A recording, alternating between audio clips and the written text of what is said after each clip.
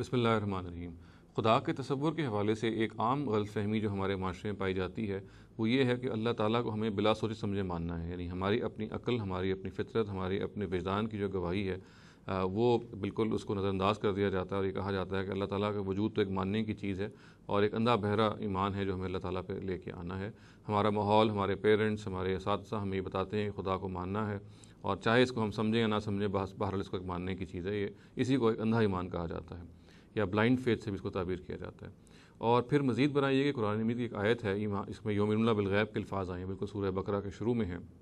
اس سے بھی دلیل پکڑی جاتی ہے اور کہا جاتا ہے کہ غیب پر ایمان لانا، اس کا مطلب یہ ہے کہ آپ نے بلا سوچے سمجھے ایمان لے کے آنا ہے، یہ آپ کو بتا دیا گیا ہے، آپ ان چیزوں کو سمجھ نہیں سکتے، یہ آپ کے فہم سے بالا تر ہیں۔ ایمان تو ہے ہی اصل میں ماننے کی چیز کا نام، یہ کسی عقل سے اس کا کوئی تعلق نہیں ہے۔ تو دیکھیے یہ وہ ایسی غلط فہمی ہے جو انسان کو بعض دفعہ خداوند تعالیٰ سے نہ صرف یہ کہ دور لے جاتی ہے، بلکہ خود مذہب کا جو کانسیپٹ ہے وہ اس کے ذہن میں دھندلا ہو جاتا ہے۔ خداوند تعالیٰ جو کو ماننا جو ہے وہ اس کے بارے میں ہمیں جان لینا چاہیے کہ یہ خود انسان کے اپنے فہم کی چیز ہے، اپنے عقل کی چیز ہے۔ ہم خدا کو اس لیے نہیں مانتے کہ ہمارا ماحول ہمیں جبری طور پہ اس کو منوا رہا ہے، بلکہ ہم خدا کو اس لیے مانتے ہیں کہ ہمارے اپنے وجدان کی گواہی اس کے حق میں ہے، تاریخ کی گواہی اس کے حق میں ہے۔ خداوند تعالیٰ نے اس کائنات کو جس طرح سے بنایا ہے اس پر غور کر کے ہم اس نتیجے تک پہنچتے ہیں کہ ہمیں ایک دنیا کا ایک کریٹر ہے جو اس کو چلا رہا ہے، نہ صرف اس نے اس کو بنایا ہے بلکہ اس کو وہ چلا بھی رہا ہے۔ یہ سب وہ باتیں ہیں کہ اگر ادنا تأمل ہم تھوڑا سا غور کریں گے تو ہماری سمجھ میں آ جائیں گے، یعنی خدا ہمارے اپنی انٹلیکٹ کی ایک ضرورت ہے، یعنی ہمارے اپنا انٹلیکٹ اس کی طرف گواہی دیتا ہے کہ خداوند تعالیٰ کی ذات موجود ہے جس نے اس کائنات کو بنایا، جو اس کائنات کو چلا رہی ہے۔ اور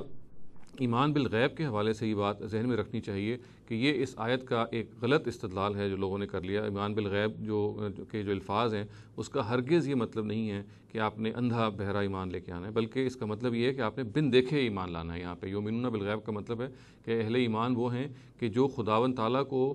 صرف اس لیے نہیں مانتے، یعنی کہ ان کو جب تک بتایا نہیں جائے گا، ان کو دکھایا نہیں جائے گا کہ وہ اللہ تعالیٰ کو مانیں گے، بلکہ وہ اللہ تعالیٰ کو اس کے آثار سے، اس کے شواہد سے پہچانتے ہیں اور اس کو مانتے ہیں۔ تو یہ بن دیکھے ایمان لانا ہے یؤمنون بالغیب، نہ کہ بلا سوچ سمجھے ایمان لانا ہے۔ یہ تفریق ہے جو ہمیں سمجھنی چاہیے۔ قرآن مجید میں یہ معلوم ہوا ہے کہ یہودیوں نے یہ دعویٰ کیا کہ انہوں نے کہا کہ ارنا اللہ جہرتن، ہمیں اپنے خدا کو عیاناً دکھائیے، آنکھوں سے دکھائیے تب ہم مانیں گے۔ تو اصل میں یہ اس پہ تعریض ہے کہ اہل ایمان وہ لوگ ہیں کہ جو اللہ تعالیٰ کو مانتے اس لیے نہیں ہے کہ جب تک ان کو دکھایا نہیں جائے گا اللہ تعالیٰ کو نہیں مانیں گے، بلکہ آثار سے وہ اللہ تعالیٰ کو پہچانتے ہیں۔ یہ بالکل ایسا ہی ہے کہ اگر آپ کوئی دھواں دیکھتے ہیں تو آپ کو یقین ہو جاتا ہے کہ وہاں آگ ضرور ہوگی، تو آپ نے دھوئیں سے آگ کا سرا آپ کو مل گیا۔ اور اسی طریقے سے کائنات کے اندر وہ گواہی موجود ہے، کائنات کے اپنے اسٹرکچر میں، اس کی بناوٹ میں، اور خود اللہ تعالیٰ کا جو نظام ربوبیت ہے اس کے اندر، جس میں آپ اس پورے نظام کے ذریعے سے پہنچ جاتے ہیں اس چیز کی طرف کہ اللہ تعالیٰ موجود ہیں، اور ہم اگر اللہ تعالیٰ کو مان رہے ہیں تو اس لیے نہیں مان رہے کہ یہ ایک بلا سوچ سمجھے عمل ہے، بلکہ ہم اس لیے مان رہے ہیں کہ ہمارا اپنا فہم،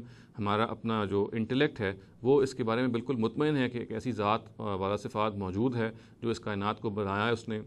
جو اس کائنات کو چلا رہی ہے، اور اس کے حوالے سے ہمارے اندر جو بھی ایک جذبہ پیدا ہوتا ہے وہ یہ ہے کہ ہم پھر اس کے آگے صرف گندگی کا رویہ اختیار کریں، ہم اس خدا کو نہ صرف یہ کہ مانیں بلکہ اس کی اطاعت کریں۔ چنانچہ یہ بات ہمیں واضح رہنی چاہیے کہ ایمان بالغیب یا اللہ تعالیٰ پر جو ایمان ہے کوئی اندھا ایمان نہیں ہے، یہ انسان کے اپنے فہم کا ایمان ہے، اس کا اپنا فہم ہے جو مطمئن ہوتا ہے اللہ تعالیٰ کے وجود کے حوالے سے، اور اس کی جو گواہی ہے ہمارے اپنے وجدان میں موجود ہے، ہماری ہسٹری میں موجود ہے، خود ہماری اس کائنات کی بناوٹ، اس کے اسٹرکچر میں موجود ہے۔ ان چیزوں پہ تنہا غور کرنے سے ہم اللہ تعالیٰ کی ذات تک پہنچ سکتے ہیں۔